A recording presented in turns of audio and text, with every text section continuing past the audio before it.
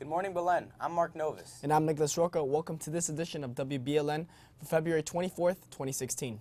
Yesterday, the 8th graders participated in the annual Chastity Day, presented by the Archdiocesan Respect Life Office. The presentations encouraged students to live up to the Church's teachings on the sacredness of the body and living a chaste life. Marcelo Hernandez has more. Yesterday, our 8th graders, along with 8th graders from different Catholic schools, gathered here in the Roca Theater to take part in the annual Chastity Day presentation. The presentations encouraged the students to live up to the Church's teaching on the importance of the body and living a chaste life. Throughout the day, the students listened to music and medical messages on the value of life and true love. They also listened to testimonies and made interaction with the presenters. The presentation was very good. It had a lot of good presenters, speakers. The videos were very symbolic. Chastity Days are sponsored and organized by the Archdiocese Respect Life Office, along with the help from members of the Miami Archdiocesan Council of Catholic Women. This is the 4th year Belen hosts the presentation. For WBLN, I'm Marcelo Hernandez. Last Friday, Ms. Leonez and Ms. Hybe's students visited the Dali Museum and the Dale Chihuly Museum in St. Petersburg. Students also attended a glass-blowing demonstration to see how glass is made. The Dali Museum is the second largest collection of his works. It also features a collection with Walt Disney and Dali's collaboration. In local news, a Miami woman is fighting to survive after being attacked by her roommate. Family and friends describe Danielle Jones as young, vibrant, and independent. Danielle, 23, was living in a downtown apartment when she found a roommate on Craigslist 2 weeks ago. A week after Byron Mitchell, 35, moved in, Danielle's family said he attacked Jones. Mitchell has claimed self-defense, saying that Jones attacked him with a knife. He was arrested on February 15th on an attempted murder charge. Jones remains in a coma. The family hopes others can learn from this. The family has set up a GoFundMe account to help pay for Jones's medical expenses. President Obama is calling for the closure of the Guantanamo Bay Detention Center. The long-awaited plan was delivered to Congress Tuesday morning. This facility open is contrary to our values. It undermines our standing in the world. It is viewed as a stain on our broader record of upholding the highest standards of rule of law. The blueprint involves transferring most of the detainees to other countries. The rest, deemed too dangerous to move abroad, would be relocated to a detention center in the United States. The plan identifies 13 possible U.S. transfer sites, including a military prison in Leavenworth and federal supermax prisons in Florence, Colorado. Bernie Sanders offered his support for the plan, releasing a statement saying, "I am encouraged to see that President is sending Congress a plan to shut down the Guantanamo Bay prison. As I have said for years, the prison at Guantanamo must be closed as quickly as possible." But reactions from other presidential candidates have not been positive. We're not going to close Guantanamo. Don't shut down GITMO, expand it, and let's have some new terrorists there. Before any transfers to the U.S. soil could take place, legal obstacles would likely need to be overcome.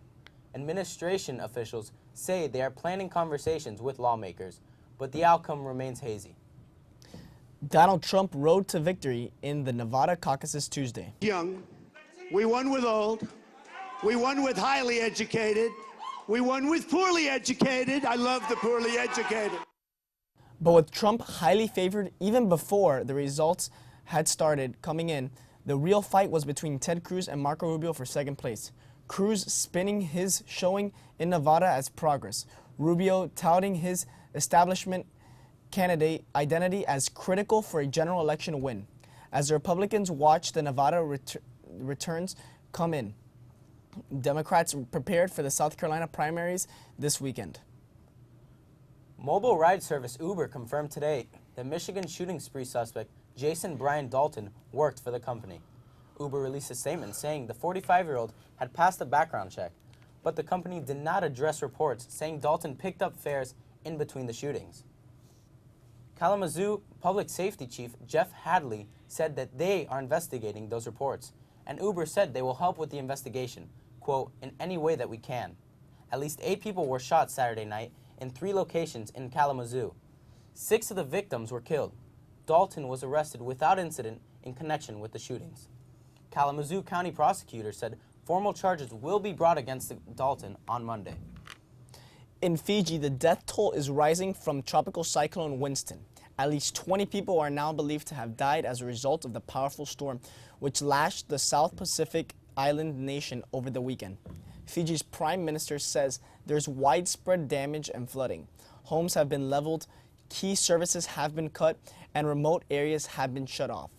Stephen Kayes has a story. Cyclone Winston may have passed, but it's taken a huge toll.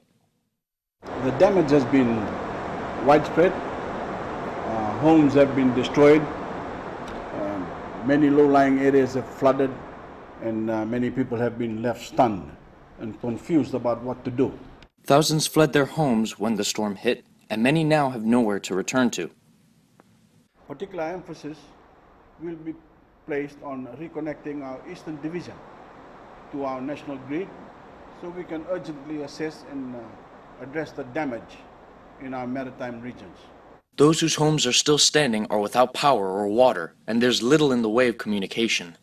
Even food and basic shelters at a premium. The official death toll stands at 10, but that number could rise with search teams still unable to reach some areas. A curfew remains in place and schools have been shut, as agencies start to deal with the devastation left by 300-kilometer-an-hour winds.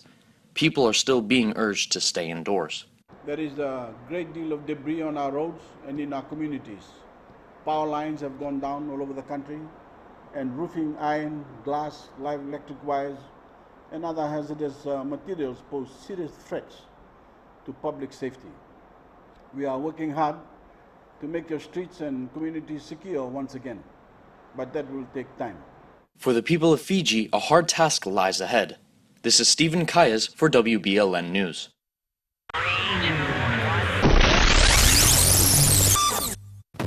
All right, guys, it's hump day. Now here's your scoop for today.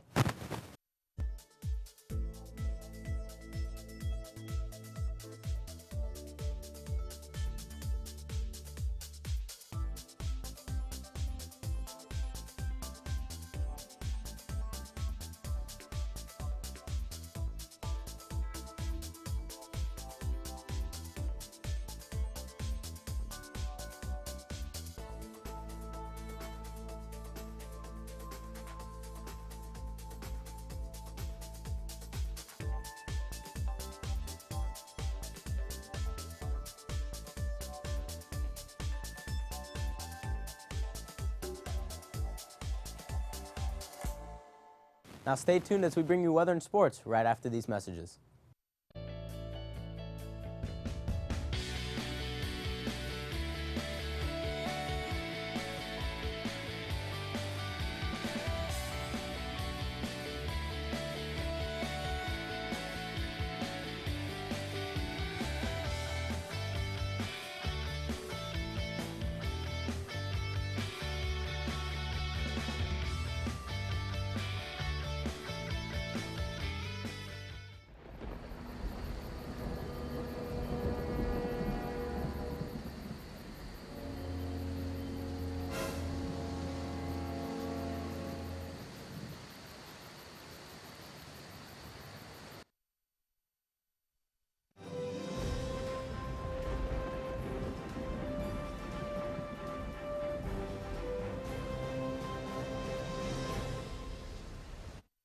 Good morning, guys. Right now the weather looks pretty good outside, but as the day progresses, there may be some isolated showers in the afternoon. Let's look at the map.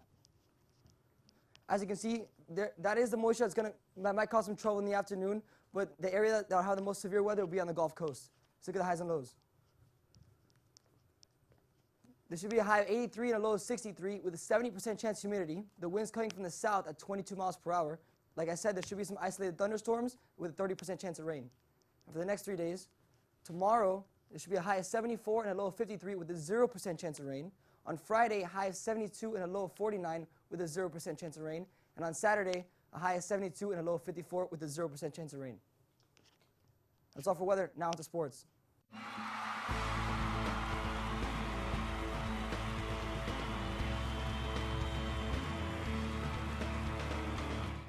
The BLN Jesuit Varsity water polo team beat Ransom Everglades yesterday. The final score was 13-9. Top scorers were Frederico Tamborel with 4 goals, Alex Alapuz with 3, Adrian Hernandez and Nico Tamborel each with 2. The middle school water polo team is scheduled to play at Gulliver. Game time is 4 p.m. The BLN Jesuit Varsity lacrosse team defeated North Broward Prep 16-2. Our record is now 6-0. Gabriel Garcia scored 4 goals, Johnny Powell 3 goals and 2 assists, Brian Pascual 2 goals and 2 assists, Nicholas Smith 2 goals and 2 assists, Richie Perez 2 goals, and Patrick Arian and Dieter Prusing and Lucas Verdeja each had a goal apiece. Ricky Mayo and Carlos Romero combined for 18 and 21 at the faceoff. Matt Salas and Nick Arias played great in the net for the Wolverines. Next game is Thursday at Coral Reef at 4 p.m. The middle school lacrosse team plays at Gulliver. The varsity baseball team plays at Sunset. Game time is 3:30 p.m. The JV baseball team plays Westminster Christian at home. Game time is 4 p.m.